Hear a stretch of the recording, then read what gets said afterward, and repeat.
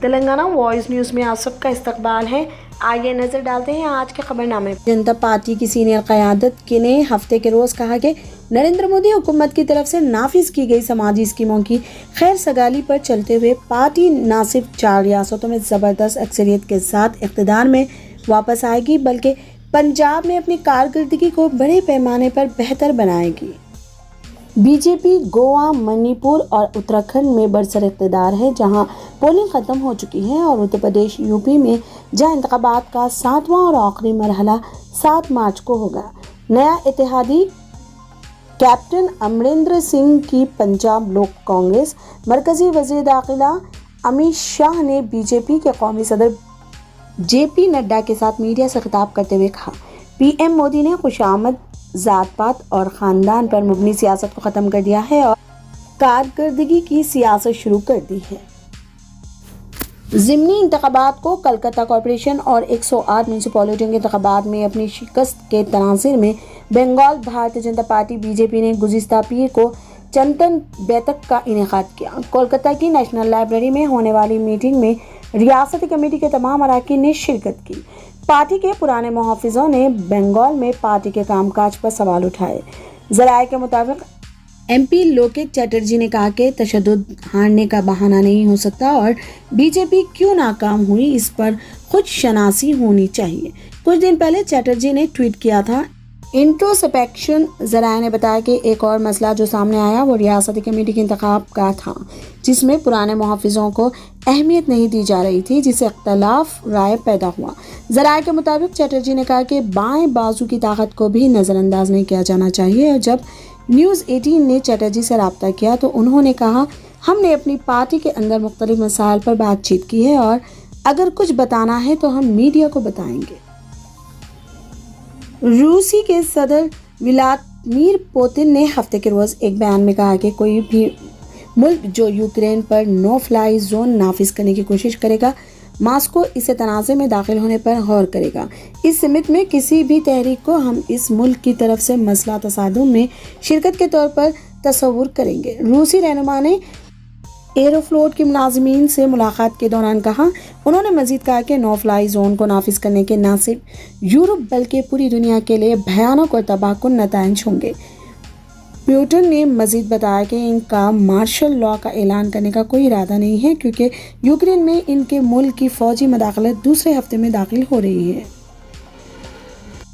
سوجیش، جو یہ معاملہ سامنے آنے کے بعد سے فرار تھا، کوچی سٹی پولیس کی ٹیم نے ہفتے کی رات کو گرفتار کر لیا۔ کوچی میں مقیم tattoo artist Sujesh P S ji پر متعدد خواتین کے ساتھ جنسی زیادتی کا الزام ہے۔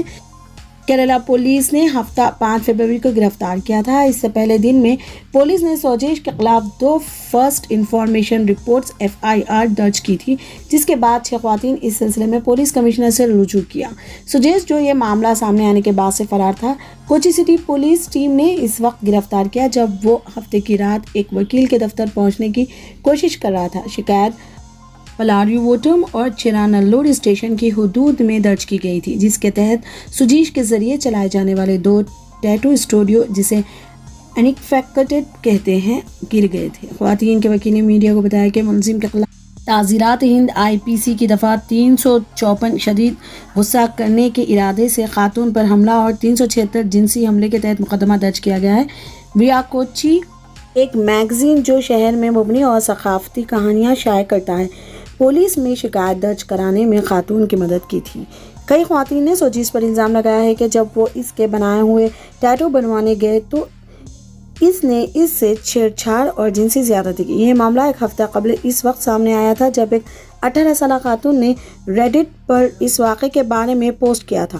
پوسٹ میں اس نے سوجیش پر نامناسب سوالات پوچھنے اور اس کے ساتھ جنسی زیادتی کا الزام لگایا۔ اس پوسٹ کو انسٹاگرام پر بھی بڑے پیمانے پر شیئر کیا گیا اور کئی خواتین نے سوجیش کے خلاف ایسے ہی الزامات لگائے۔ حیدرآباد میٹروپولیٹن ڈیولپمنٹ اتھارٹی نے 158 کلومیٹر آؤٹر رنگ روڈ کو 344 کلومیٹر طویل مجوزہ ریجنل رنگ روڈ سے 50 سے زیادہ ریٹیل سڑکوں کے ذریعے جوڑنے کی تجویز پیش کی ہے۔ ریاستی حکومت نے ریٹیل سڑکوں پر ایک تفصیلی پروجیکٹ رپورٹ DPR طلب کی، جس پر 2500 کروڑ روپے کی لاگت متوقع ہوئی۔ HMDA हुक्काम के मुताबिक रिडेल सड़कें दोनों रिंग रोड के दरमियान हमवार राब्ता फराहम करेंगी। मौजूदा प्रोजेक्ट को सड़कों और इमारतों, म्यूनसिपल इंतजामिया और शहरी तरक्की के महकमों समेत मुताबिक नोडल एजेंसियों के साथ अंजाम दिया जाएगा। मौजूदा 33 रिडेल सड़कों में से HMDA ने 7 मुकम्मल कर लिए हैं, जिन्हें शोबीज प्रोजेक्ट के तौर पर देखा जा रहा है। इनकी कामयाब अमल और का हवाला देते हुए हुकूमत ने एक हालिया जायजा मीटिंग के दौरान HMDA से रिटेल सड़कों के मंसूबे को अंजाम देने को कहा। एक सीनियर एहलकार ने कहा कि HMDA जल्द ही रिटेल सड़कों की तामीर के लिए एक मुतालिया शुरू करेगा और इस मंसूबे के तखमीने तैयार करने के लिए एक कंसल्टेंट की खिदमत हासिल करेगा, जो 2 मरहलों में मुकम्मल होगा। HMDA ने प्रोफेसर जयशंकर एग्रीकल्चर यूनिवर्सिटी को हिमायत सागर और रेती पोली जंक्शन और AP पुलिस अकेडमी से जुड़ने वाली 4 और 6 लेन सड़कों की तामीर मुकम्मल कर ली है। शआई सड़कें अब कंटोनमेंट वाई जंक्शन को लंगर हाउस से गंडीपेट D जंक्शन और पैरामिल गुड़ा से गंगुलूर गेट से जोड़ती है। पहाड़ी शरीफ पुलिस स्टेशन, टक्कुगुड़ा, लक्ष्मीगुड़ा चौराहे, मामेटपल्ली और मालियाती जिला कोकापेट रेडल सड़कें दिगर हैं।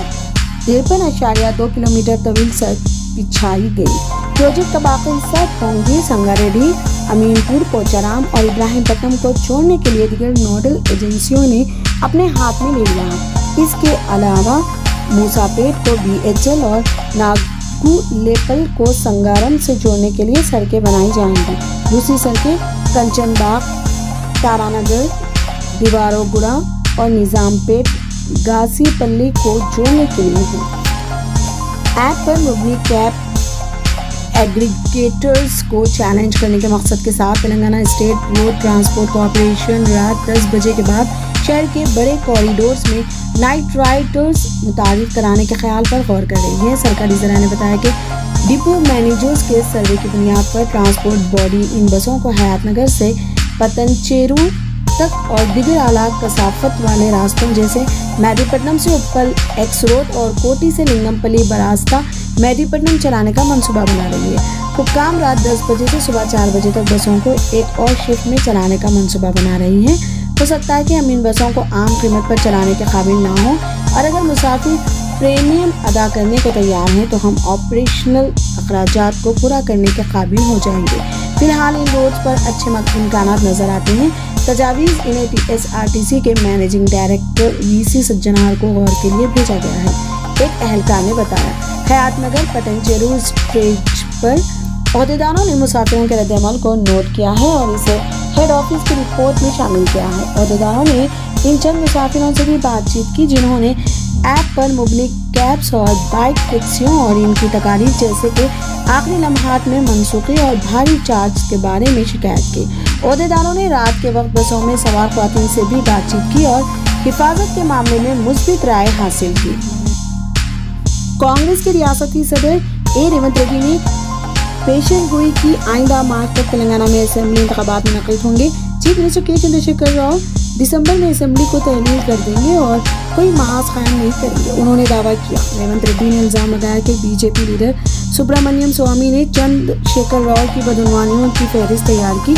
उन्होंने कहा कि झारखंड में चंद्रशेखर राव ने कोई भी महाज कायम करने में अपनी नाअहली का इजहार किया। चंद्रशेखर राव के रियासती दौरों का कोई फायदा नहीं है, उन्होंने रायदेही TPCC सदर ने हफ्ते को मेचल, खतबुल्लापुर और कोकटपल्ली असेंबली हल्कों में मीटिंगों में पार्टी कारकुनों से खिताब किया। मुख्तलिफ मीटिंगों से खिताब करते हुए रेवंत रेड्डी ने कहा कि कांग्रेस के इक़्तिदार में आने के बाद 1 साल के अंदर 2.50 लाख सरकारी नौकरियां फराहम की जाएंगी।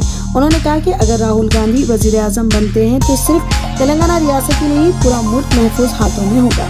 मैंने AICC को तेलंगाना रियासत में 30 लाख डिजिटल रुकनीत का यकीन दिलाया और इसे हासिल किया। रेवंत रेड्डी ने कहा, उन्होंने दोहराया कि अगर 40 लाख पार्टी मेंबरान 80 लाख वोट लेकर आएंगे तो कांग्रेस को 90 MLA सीटें मिलेंगी।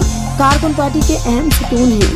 पहले कांग्रेस लीडरों की पार्टी थी लेकिन अब ये कारकुनों की पार्टी होगी। उन्होंने कहा कि फ्लाई स्कीमों के निफाज में पार्टी कारकुनों को अहमियत दी जाएगी। उन्होंने कहा कि कांग्रेस के लिए सख्त मेहनत करने वालों को ओहदा अलाउट किए जाएंगे।